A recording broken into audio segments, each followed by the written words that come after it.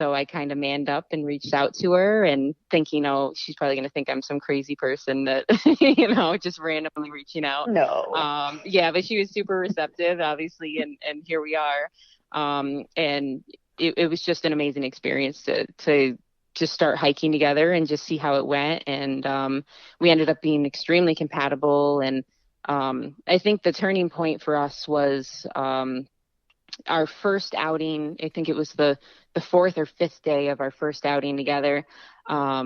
We had a situation where there was a distressed hiker and we had to conduct an unexpected rescue. And we ended up climbing Redfield at midnight in order to get cell service to alert the DEC of the situation.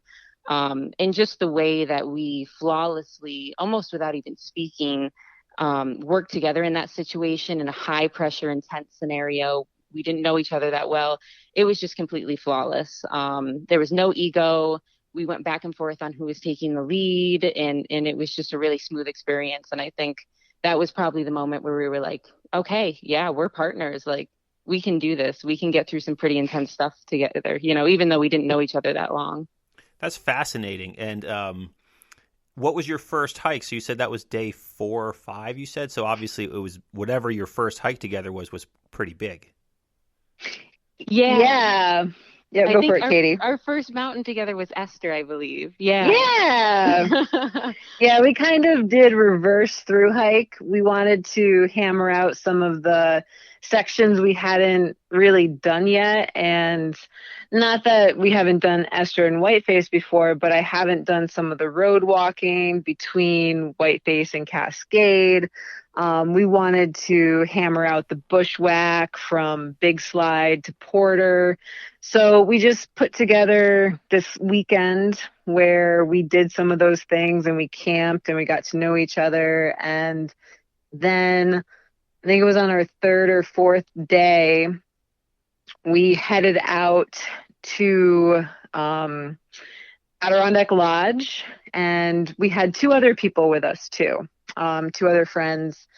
And we did Wright, Algonquin, Iroquois, the Bushwhack to Marshall. And then we got into Uphill Lean-To, set up camp. And then we did Cliff and Redfield.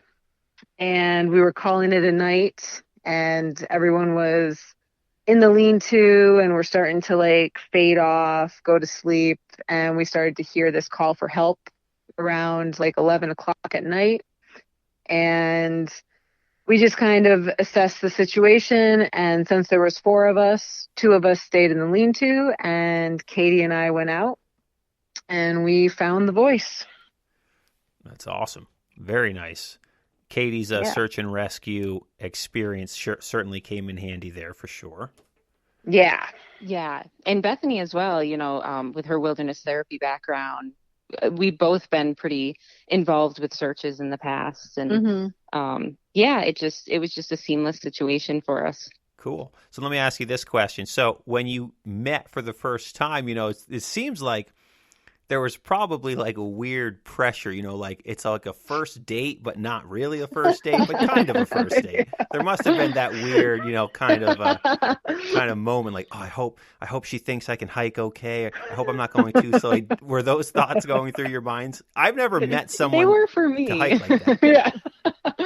Yeah. Well, right from go, we had talked on the phone and obviously I found Bethany through the Fastest Known Time website. So she had already had some established FKTs under her belt. So right from go, it was like, okay, she's a strong hiker. She's got some FKTs. I'm kind of this black sheep showing up, trying to see if I can do something, pretty enormous here. So I think I was definitely the one that was feeling a little bit, okay, well, I hope I live up to my name type situation. Sure. But we settled in very, very quickly. And we were talking about, deep childhood memories within the first few hours, I think. So, yeah. And what I was trying to explain to Katie, too, on our first hike, because right off the bat, like, I liked her energy. I liked her enthusiasm. I knew she was what I wanted in a partner. She was everything I was looking for. And I had a good feeling about her. And what I was trying to explain to her as we're headed up Esther, that in a partnership, no way are we ever going to be like going the same pace at the same time. Like, and it's important that, you know, if I'm a little quicker on the uphill, I get uphill.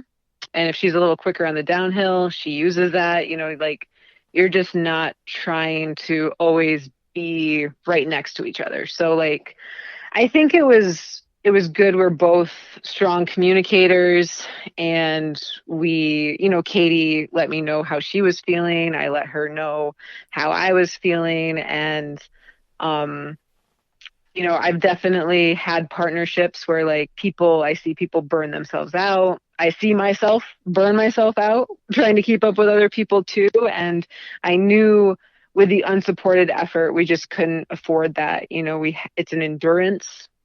It's not a sprint. And so we got that hammered out pretty early on. And I think that was crucial. Cool. That's great. Definitely makes sense to do something like this beforehand with each other, so you know that you'll be compatible like that, because it's tough being out in the backcountry when you're not meshing with someone from not necessarily even just like a personality wise, but a physical stamina, you know, hiking pace wise. Yep. So let's go right to the hike now. So I have the breakdown Bethany sent to me, and it is so meticulous. What you guys have broken down here, from your days to your mileage to your gear, your clothes, everything. Really well done. And so let's go through it. So take us through how you guys prepped for this, how you made the route we'll start with, and then we'll get into the gear after. So Bethany, do you want to take us through how you guys decided what your route would be? Sure, definitely. So the route, I feel, studying people who have done it in the past, it doesn't have too much variation. Like every now and then you see, I know the last guys who got the record, you know, they went from Allen, they did the bushwhack to Redfield. We knew we didn't want to do that just because like mentally that expends a bit of energy. So, but going back to the route, a lot of it is just what I talked to Corey and Jan about the first time. And they wanted to do it more in the style that we had. We put our own variation on it, which I'll talk about a little bit, but again, the route doesn't change too much. They got spaced out a little bit in the beginning because they had some injuries and they thought they were going to come out on day 2. But they didn't. They stuck with it. What Katie and I ended up doing, we started in the Sewards, like all teams have, because you have some mountain systems right off the bat where you can drop full pack if you want to. And Katie and I decided to do that to save our knees. And I think that worked out really well because we really didn't have any pain in our joints until day 5, which is pretty good. And we opted to start later in the day on Thursday. Lots of teams start right, like at the crack of dawn or early hours. We pushed it back because with an FKT, you can start the clock whenever you want. And we opted to do more of a 10:15 start and just do the Sewards and Seymour that day and camp at Duck Hole. And mentally, that doesn't feel like a huge day. And you're not dreading it going into it. And it just feels like another day hike. And I liked starting it that way. And then, yeah, it just kind of flows together. I think it's a beautiful sequence. And I know there's a lot of people who do the thru hike and they get resupplied and it's awesome. I highly, highly recommend it. You know, if you love the 46, put them all together and, you know, get food drops if you need to, but it's worth doing. Cool. So let's talk about your equipment now. You know, you talked about food. So what did you guys bring for food? What did you have for gear in your pack? Who carried what? How'd you divide that up? Take us through that. Awesome. Katie, you want to touch on that a little bit? Yeah, definitely. Yeah. So food was kind of my specialty. Yeah. Bethany was very happy with how it turned out. So yeah. I'm pumped about that. So I have a little bit of a homestead and we grow a lot of our own vegetables and things like that. And I knew one of the things I wanted to do was create my own dehydrated meals for us, to just have something very wholesome and warm, during the day that was going to be high in calories. So, I put together, some just specialty handmade dehydrated meals, hearty, chock full of, nutrients and vegetables and everything else. So we each had one of those per day, which ranged anywhere from like 550 to almost 800 calories each. Um, and we also had, for breakfast, we just did the basic breakfast essentials like the powdered mixes, just to kind of get us on trail really quick. We did quite a bit of the powdered mixes in liquid. Um, we used Tailwind, which is an endurance drink powder that's also got 200 calories per packet. So those were a huge asset to us. We were feeling a little unsure if that's really how we wanted to bring in some of our calories because it's not technically the most efficient weight to calorie ratio. But they ended up being a huge asset to us in the sense that we weren't constantly worried about putting something in our mouth, chewing, digesting, that sort of thing. We were drinking our water and we were getting our calories in the background, inherently, and it's not something additional that we had to think about. So that was a pretty big win for us on the nutrition side. Lots of granola. I have a granola business on the side, so that one was a pretty easy one to just kind of throw together. Just some nutrient dense ingredients, turmeric, ginger, things like that I knew would benefit us. What's I also what's the use name of your company? Toganola. Cool. Just wanted to let Yeah. get a plug in for it. Cool. Yeah, Yeah, I Continue. appreciate that. it's delicious. It's delicious. Katie's a win-win. Like she brought a lot to the table. Oh yeah. Well, if you bring food to the table, people are gonna Yeah. love it, That's how you win over your partner. Yeah, it's awesome. And then just basic, like backpacker meals, green belly meals, torts with cheese and jerky and things like that. Peanut butter, lots and lots of peanut butter, and Nutella. Was another big one for me that really kind of just satiated any hunger that I had. And that was really the big stuff for the food. I feel like we really didn't have any calorie deficiency issues until maybe the last morning, Yeah. where we were just stretching our calories at that point because we did get delayed by the storm. But we never had like fierce food cravings or, felt lacking or anything like that. So that was a huge bonus from a morale standpoint.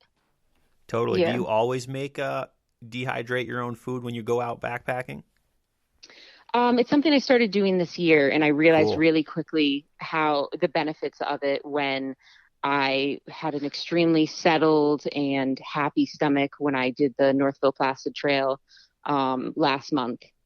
So we did that over the course of 7 days, and I've never had a happier stomach when I was on trail. Awesome. So I was like, this is something I need to keep doing. Cool. So how did you divide up then? Who carried what, and what other gear did you guys bring? Yeah. So, gear prep, it's one of the things that, we both have a lot of experience with, and it's one of the things I love to teach at Paul Smith's. It's actually like the bulk of my fall classes. We do like trip reports, we do expedition planning, we do gear lists. So in the summer, at least a month before we left, Katie and I had a Google Docs that we shared, and we had our routes, we had a breakdown of mileage, we had our gear list. So we had a section for like group gear, personal gear, and we just went back and forth on what we were going to bring, what we weren't going to bring based on what temperatures we had. And when it came down to group gear, we really, and correct me if I'm wrong, Katie, we shared a tent, a Yep. small 2-person tent, and we shared our cooking system. And, we were always there for each other if we needed something in a pinch. But other than that, most of the stuff we carried was like individual. Sure. Yeah. Cool. Very cool. What size packs did you guys bring for this? I'm sure you had day packs for when you would